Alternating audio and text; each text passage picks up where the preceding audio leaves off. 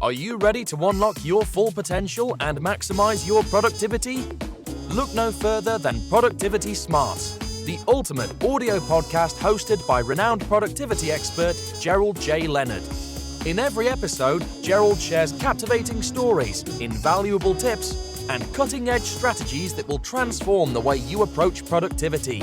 Whether you're looking to reduce stress, overcome overwhelm, or simply get more done in less time, Productivity Smarts has got you covered. But that's not all. You'll also gain inspiration from real-life success stories of individuals who have achieved greatness through productivity. Plus, you'll learn the latest tools, techniques, and habits that will help you achieve a new level of happiness and fulfillment in your personal and professional life. So why wait? Join us every week as we delve into the exciting world of productivity and help you unleash your full potential. Get ready to take your productivity to the next level with Productivity Smarts. As a productivity expert and host of the Productivity Smarts podcast, Gerald J. Leonard has been a proud supporter of Kiva since 2011. Kiva is a non-profit organization that helps entrepreneurs in third world countries access the capital they need to start or grow their businesses. By making a small loan through Kiva, you can help these entrepreneurs achieve their dreams, support their families, and contribute to their local economies. And with a repayment rate of over 96%, your loan can be re-lent to another entrepreneur once it's repaid, creating a ripple effect of positive change. So if you're looking for a meaningful way to make a difference in the world, consider making a loan through Kiva. With loans as small as $25, anyone can be a micro-lender and help change lives. Visit kiva.org to learn more and start lending today. Well, today I am speaking to Terry Iverson. He is a visionary founder of the movement ChampionNow, an initiative dedicated to redefining careers in advanced manufacturing. Drawing on his decades of leadership in precision manufacturing,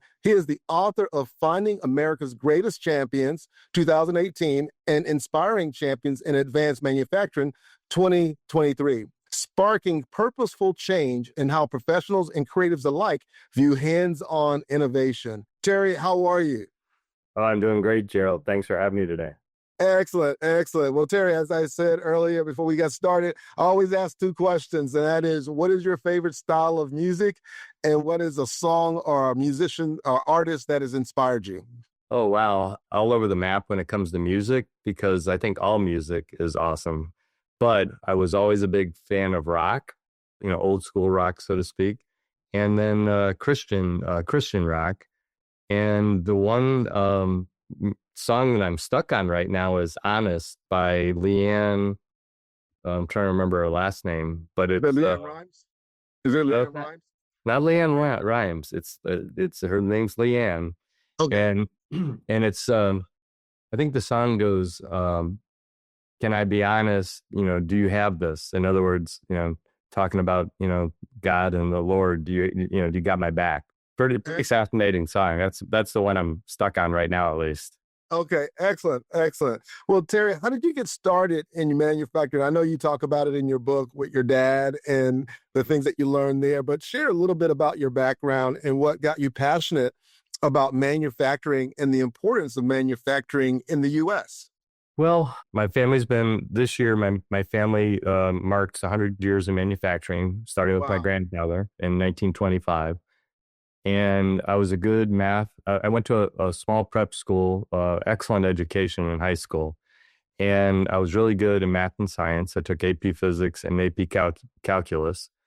And I almost gravitated away from the family business, Gerald, because I was worried about the high standards that my father always set for himself and for us as his children. But then it was my wife that convinced me, get over yourself, and how bad could it be? You're tougher than that. And then I said, okay, I got it. And that was 45 years ago. So as far as the importance, manufacturing has been awesomely good to my family and myself. Yeah. And we've been able to have very lucrative careers, and it's provided for all of our children and my cousins and every so many people. And in the 80s we got away from the understanding in the general public that manufacturing is prevalent and really, really critical to our country. Right. And I'm trying to bring that awareness back into focus so that people can understand how vitally important it is for our country.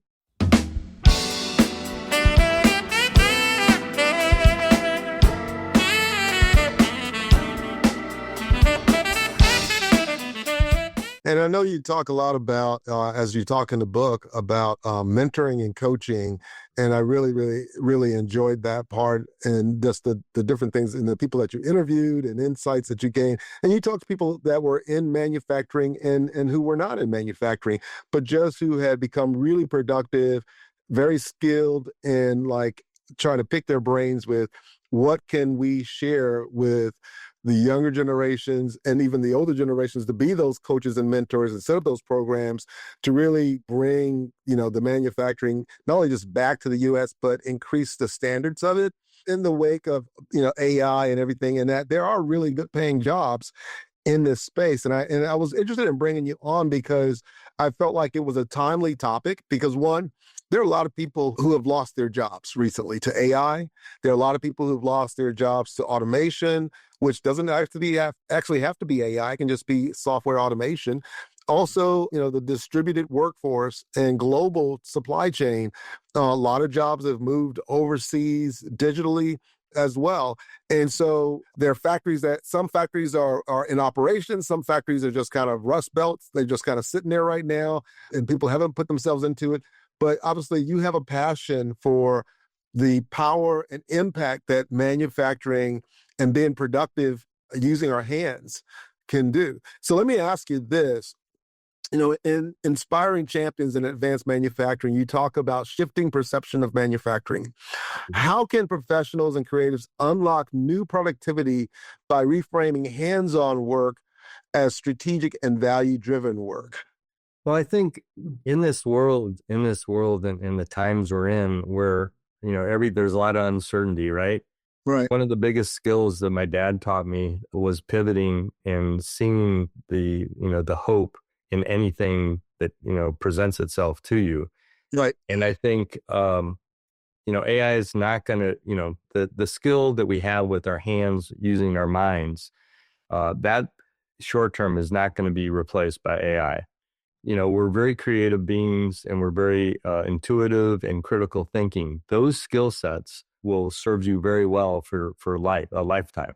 Right. So I think those of you that might be listening that may have lost a career or a job recently, manufacturing sitting in the almost in the shadows waiting for you to just realize that there's opportunities there. And manufacturers are more than willing to help upskill you into a new profession. Right. And I tell young people this, but I'll tell people that are older the same thing, that if you just show up early and leave late, a little early and a little late, if nothing else, and tell the truth and show some sort of dedication and curiosity, manufacturers are here waiting to help you, come on board. Exactly. And it's a skill that, which in some ways we've lost, which is called the apprenticeship, right? And it's the journeyman's journey where, you don't have to go and get a 4-year degree. And I know you talk about this in the book. And in some ways, a 4-year college degree, especially from an Ivy League or a really good university, you may come out with $100,000 to $200,000 of debt and looking at a $50,000 to $60,000 or $70,000 a year job. And you're totally upside down. And so, at one point it was the gold standard that you had to go to college and get a 4-year degree. Now I think you have to look at it and go, okay, based on what I'm going to be able to come out in college and do with that degree, is that the right investment? Now, education is very important, but just getting a 4-year degree, maybe that's something you do later when you've put yourself in a place where you can do it online or you can afford it in a way where when you're done, you're not in this mountain of debt that, you could then spend the majority of your life trying to get out of and advance in your career. What are your thoughts there? Well, in my book, I call it return on education. We all talk about it as business owners. We talk about return on investment, right? Yeah. And I call it return on education. And basically, the day of muddling through a path is really not relevant as it was never relevant, but especially now, because the cost of education, higher education, is skyrocketed so much Right. that the relevance of what you're spending for the education versus the job you're going to get and the money you're going to make in your career, they're not equal. There's no reasonability. So I do a financial model in both books, Gerald, where a 2-year degree, assuming making less money, which may not be the case, and a 4-year degree or 5-year degree, that after 12 years, there's 90,000 cash positive for the 2-year degree for a technical degree.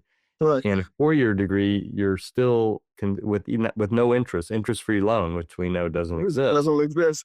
You're 130,000 negative after 12 years. So there's a $250,000 difference. Yeah. And so I get texts almost every day from dear friends, one just a minute ago, that when I was writing the second book, General Motors right before I finished it, General Motors had just announced that they were going to hire for some positions for the first time ever that did not require a 4-year degree, some skilled positions. Right. Today, right before your podcast, I got a text from a dear friend that said Ford has thousands of positions open that are skilled positions that haven't been filled. So two of the largest manufacturers in our country are resonating and saying that, look, we have degrees, you need skill. Don't get me wrong. You can't just be there and not bring something of value, but you don't need a 4-year degree. And Ford and GM are both saying that. Yeah. And that's really important because it gives you, or gives the person who's looking for a way to move forward, right? Where you don't have that hurdle. And a lot of times when you come in, if you have the right mindset, I know you talk about this in your book as well, where you had a mentoring program and, you interviewed all the different potential employers and asked what are the key capabilities, our models, our mindsets. And there were like seven, and I think you added an 8th one, but it was a model of, hey, if people have this mindset, then they're easy to be trained. They can fit into the organization, because most organizations who do really well hire for culture fit and train for skills, right? Mm-hmm. Because once they know that you have somebody who's curious, a continuous learner, someone who's willing to be mentored, then you can teach the skill and set them up with a mentor and apprenticeship where they can develop that, and then they're going to grow. But if you don't have those, it's not possible. Yeah, no, I agree with that. Absolutely. And I think sometimes their mindset and their head gets in the way of perceptions of themselves. I know young people that, well, I could never do that. And I'm like, you can do this. Now, do you need help? Of course you need help. Do you need mentorship? Of course you need mentorship. A lot of young people that I talk to, they're not as open to mentorship because maybe it's passe to them, too old school. And I tell them, you can reverse mentor too. You can bring value. A lot of these young people grew up, swiping left and swiping right on their parents' cell phone, right? Yeah. So technology, they've forgotten more about technology than a lot of baby boomers will ever in their lifetime. So, Exactly. it can be an equal playing field where a lot of people, if they're being mentored, they think, well, I'm being talked down to, and that's not the case. But if they can bring something of value back, they feel better about it. So I bring that up as a concept.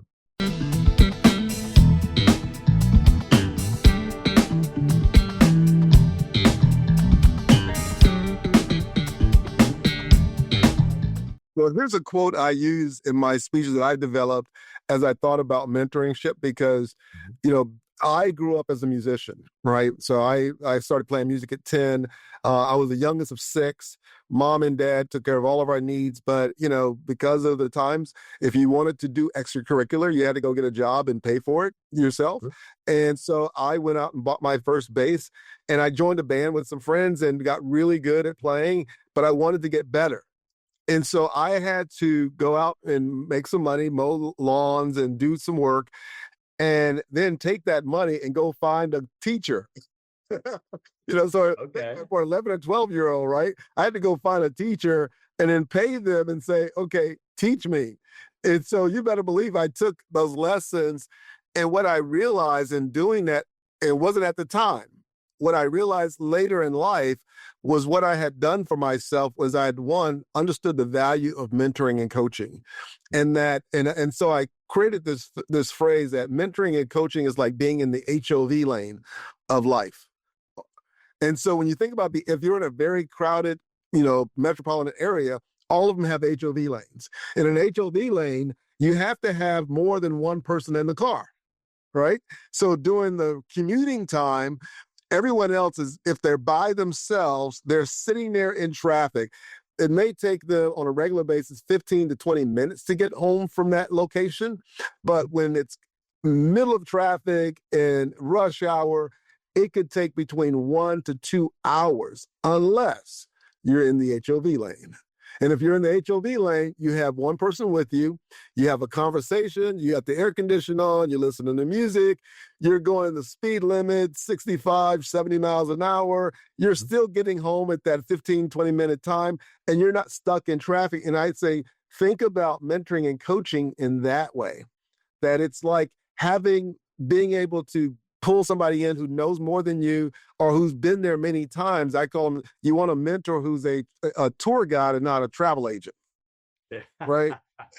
That's awesome. Yeah, you want a travel agent because you want somebody who can show you the ropes. But in doing that, you basically speed up your ability to move forward in your process. And so, I would lend that because I know you do talk a lot about mentorship, and I want you to share a little bit about the mentorship programs that you've set up where you're helping kids come in. I think you've had 70 to 80% success rate in getting them there, and then you kind of have to mentor them some more. So talk about that a little bit. Well, I think what you're referring to is I do camps for young people. Yes. And the camps are meant to inspire young people about what manufacturing is. And we make small wooden pens, and when the young people finish and go home, they have a pen and they have a box that it goes in. They have a really cool shirt that we designed, not this shirt, but a different shirt. And then we also laser engrave their name and put it on a plate for the box. So we give them a lot of ownership. But the mentorship component, we take CTE students, advanced manufacturing students from high school, and we have them at each station mentoring the middle school kids. And we try to make sure that the high school students are for where the middle school is going to go to the high school the following year or two. So they're actually meeting young people that they look up to physically and metaphorically that are going to be at the school that they're going to attend in the future. It's all relevant to them. And relevance is a big thing in education. Sometimes I think we lose track of what's relevant to young people. And so being relevant, and not only are we mentoring the young people to get them, acclimated to the new high school and the older student, but we're also trying to give the older student the concept of mentoring to the younger student. Right. And so these people now know what it's like to mentor instead of being just mentored. Yes. Yeah, that's really, really valuable. One, it's a mindset for the mentor to understand that, hey, I actually have something to give. And so they start looking at themselves differently when they're mentoring a younger person, that they do have something of value, and it improves their self-esteem and so many other ways that they look at themselves. And for the younger person, they look and go, wait a minute, I would have never been able to do this without the guidance of that mentor. And so what other areas in my life can I leverage mentorship? Because, again, I'll share real quickly here. When as a musician, as a young kid, I learned 3 things. 1, you got to practice. 2, you need a coach or mentor. And then 3, you need a band. You need people around you who speak the same language. And when I switched careers after finishing my bachelor's and master's in music and playing professionally, and I did some ministry work and I got into IT, And then I really focused on project management. I used the same model. Okay, how do I practice project management? Who's going to mentor and coach me to be a better project manager? What books can I read? What workshops can I go to?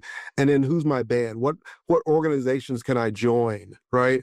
And when I used that, even becoming a CEO of my companies, I looked and said, how do I practice being a CEO? How do I, who can mentor me to be a better CEO? What band or what groups can I join to talk to other CEOs, to talk shop? Let me ask you this question with that kind of concept in mind. The manufacturing sector is facing really, skill shortage when we talked about this. What advice would you give to companies to design productivity systems that embrace diversity of thought, skill levels, and background to help close that gap and really encourage people who are, may have lost their job or maybe struggling to try to figure out a way forward? How would you advise them on this and what to do? Well, I think one of the concepts that I was communicating with you is that a productive employee is the skilled employee. You have to start there. And so you also have to look as an employer, let's say, you have to look in areas that maybe you haven't looked before. I mean, there's a certain part of our communities that we're ignoring that we can no longer ignore. For example, the female gender is very much underrepresented in manufacturing. I didn't plan on mentioning this, but it's very appropriate that people of color, Gerald, are very underrepresented in our industry. Yep. Yep. And it's not that either the female gender or people of color are making a choice. They just don't know. And so it's up to the employers to reach out and look in communities and opportunities where you can find people of color and the female gender that simply are not making a choice. They just don't know that there is a choice. And I think those people, that have the headspace that I can't do this, I would say rethink and do your research. And if you do your research, you'll find out that if you have the aptitude, if you have the critical thinking, if you have curiosity, and if you're above all honest and hardworking, man, manufacturing's there for you. Excellent. Now let me ask you this question. What about you? How did you keep your own productivity high as you were building your companies and as you were seeing skill shortages? And how did you address that while at the same time keeping yourself motivated, keeping yourself inspired, keeping yourself, bringing your best self to the table? How did that work for you throughout your career? Wow, that's a fascinating question. Well, I learned early on that, time management is very undervalued. And it's rare that I don't lengthen tasks together or trips together. And that one concept alone makes me way more productive than otherwise. But having said that, I think time management is such an undervalued concept. And people just don't realize how many minutes or hours in a given day or even week that are virtually wasted. Right. Now, at the same time, you have to, I think it was Stephen Covey that said you have to sharpen the saw. I can't say I was always the best at that. I was very fortunate to have my wife. We've been married for 45 years, and she's always there reminding me that, you can't do this the way you're doing it. You're getting older. But I've been blessed, Gerald. I've been blessed with a tremendous amount of energy since I was a young person. I have a little undiagnosed ADHD before anyone could spell ADHD, right? Right. And that, to be honest, that became a superpower because one thing, interruptions never bothered me. So I could be working on a project, answering a question, go back to the project. What I didn't have the skill set is to do something and continue to do it for a very long time.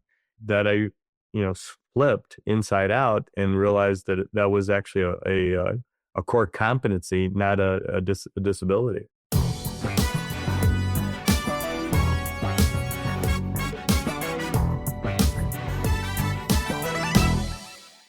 Right. Yeah, it's really interesting because I think a lot of high-performing entrepreneurs who are juggling many balls have a little bit of, whether they're medically diagnosed as ADHD, or they just have some of those traits, because in some ways it's not a multitasking. So multitasking is when you're trying to do two things at one time, and the brain doesn't work that way. You got to focus, you got to singularly focus and get stuff done. But flipping back and forth. Yeah. Yeah. So that's not good. But when you can, have multiple balls in the air and be able to singularly focus on ball A and then ball B and ball C without the going back and forth. But and I look at it as priority management, because time management, I mean, we can track time, right? And we can look at how we're spending our time. But it really, when you look back, you start realizing that it was more of priority management, that I was making sure I was selecting the things that were going to move the needle. Again, for me, I don't know if I shared this with you earlier, but I had a major bout with vertigo in 2018. And I had the disability where my doctors call disability. I had I call it a constraint, where I had lost 86% capability in my right inner ear and had lost the balance and ability to walk and whole 9 yards. And as I was rebuilding, I had all the time in the world because I was sitting there and I couldn't do a whole lot. But I started prioritizing what I would get done. And by focusing on priority management, it radically transformed my life, because I really just focused on, hey, if I can only do 2 things a day, what are the 2 things that I can get done that are going to make the biggest difference in my life, right? And I think you make a good point, and that is what we have a tendency to do is we have well, first of all, I make lists. I mean, totally. I don't think you can prioritize things unless you know physically writing things down, what the tasks are. Yeah. And what we have a tendency as humans is that we'll do the easy things first. Right. And I was always taught that you need to focus on the hard things, or if they are hard, are they the most tangible, where the results will be apparent, the quickest. Yes. So your point about priority management is spot on. And sometimes we have to, and some of the other things that I was going to mention is, if it's a difficult task with my condition that I have to step away and come back to it, it'll take a long period of time for me to do it. So I have to start it early, so that by the time it's due, that I've had a chance to go back and forth and revisit it and perfect it, because I'm a little bit of a perfectionist. So I'm always constantly tweaking things, even, to the last minute, which isn't necessarily a good thing, but. Right. Yeah, but it's helped you become who you are, right? As far as building a successful manufacturing business, mentoring other people, and then having a passion for getting the word out. And I think, and really that's to be admired, because, not only have you, been able to benefit from, your family being in the business for 100 years and so on, and then developing that career and having family members that do what you do, but then seeing that, okay, how can I give back, and how can I have an impact on other people? And I think that is the area to be really commended for, because now it's not just about, well, okay, I'm going to buy this other company, or I'm going to do this so I can buy a plane, or I can buy a yacht, or I can do this, or I can travel this country. It's, okay, how can I do this? And how can I have an impact on the community where I'm building my company to lift the other people up around me? And I think that's what a lot of us need to do, is not only just focus on, because I always say to people, no matter how well off you are, you can only eat one meal at a time. You can only drive one car at a time. You can only take one trip at a time. And if you have more resources than that, then you got to look around and go, how can I help other people who are less fortunate, or just haven't been trained, and help them? And I see that's it's obviously, to me, from reading your book and listening to you, that's a passion of yours, is making a difference in people's lives. Oh yeah, I grew up with very modest means. I was a child of a single parent, and I lived with my mom, and she worked very hard. And I went to a school with families that had quite a bit more money than me, but money never really motivated me. But to your point, helping people, and there's a large percentage of our community that believes in this, but helping people, and the way I help people is trying to get them to learn and understand that there's opportunities that they don't know about. And it may just be working with your mind and your hands and that maybe you don't have to go down this path of extreme costs and extreme debt and extreme time in spending time that isn't relevant or efficient for you personally. And I think that's the other thing that people don't understand. I did a lot of travel soccer coaching. I'm a big advocate of sports being a life lesson for not only the coach, but the players themselves. And all my players knew that they were getting taught about life and being a responsible adult and being accountable for their actions. If they messed up and were either saying or doing things they shouldn't, I don't care what kind of player, talent wise, they were on the bench because everybody else was pulling their weight. And so there's different concepts, but giving back and getting the satisfaction of making an impact in someone's life, that's more valuable than any amount of money you could possibly earn. Yeah, I totally agree with you. So as we finish up here, I have one other question. Looking ahead, what productivity habits or organizational practices do you believe will determine the next wave of champions in industry and creative entrepreneur enterprises over the next decade? What do you think is the habit or the organizational practice? Wow. That is a fascinating question. Well, first of all, that question is so provocative just because of AI to begin with. So let's start there. Well, in a world of change, and in our lifetime, Gerald, you and I have had a lot of changing, and we wouldn't have been successful unless we were able to pivot as the market pivots, as education pivots, as our culture pivots. That you have to be open to change. So that's first. Yeah. Secondly, with AI, who knows what's going to happen in 10 years' time? 10 years, 4 decades ago, 10 years was an eternity. 10 years now, the change that we're going to undergo is like 6 months was way back when, right? Yeah. So I think critical thinking is, from a productivity standpoint, you don't have time to go down paths that aren't going to pay off. That could apply to your job. That could apply to your education. That could apply to, courtship. I mean, you have to be really conscious of you and who you are first. Right. And you have to be true to yourself. So, we can't change people. People change, but we can't change people. Right. Does that make sense? Yeah, definitely. And so you really need to understand, what do I enjoy? What am I passionate about? And then understand how that epiphany of who you are and what you're good at, and in particularly what you're not good at, and then leverage that in everything you do, in your relationships, in your interest, in your, especially in your career, in your education. And so somewhere in all that jibber jabber that I just gave you, there's some good advice.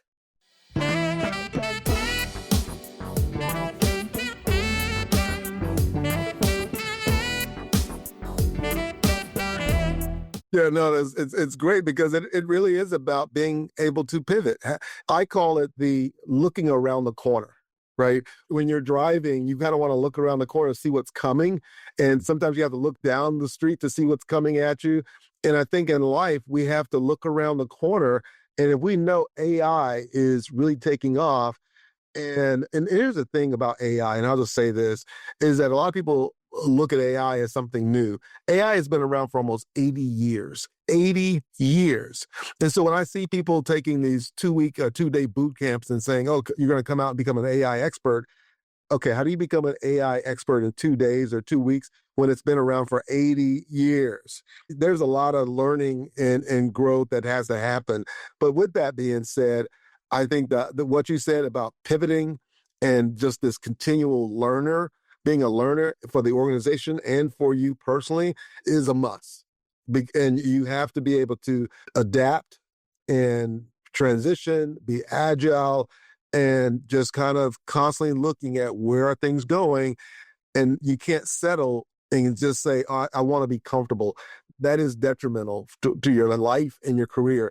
But if you're curious and you're a continuous learner, as you were saying, Terry, it is the pivotal skill that we all need now. Well, one thing that I always taught myself, Gerald, and everyone that worked for me or that was a peer of mine, I always ask myself, I don't care how proficient and productive and good I got at any task. I always ask myself every day, all right, what am I missing? Right. We're all missing something, no matter how good we are. But every time I've done that, I've become more productive, more efficient by assuming that I don't know it all. Right. And no matter how good I got at any task, I still admit that I didn't know it all. And what am I missing in this task? I would ask myself that in my mind hundreds of times a day. Yeah, that's a humble way of going out and striving to be your best, because Willie Jolly and Les Brown would always say, if you're in the box, you can't see the label. That's awesome. Right. That's awesome. If you're in the box, you can't see the label. So you need to be curious, and you need to keep asking, and you need to keep asking others, hey, what are you thinking I'm doing that I can improve in, or what can I, because you can't see, we all have the blind spots and so on. Terry, I could talk to you about this stuff all day long. As you can tell, I radically enjoyed your book. Where can people find out about you? Where can they learn about the things that you're doing, the programs that you've set up? If they want to model what you've done within their companies, tell us a little bit more about that.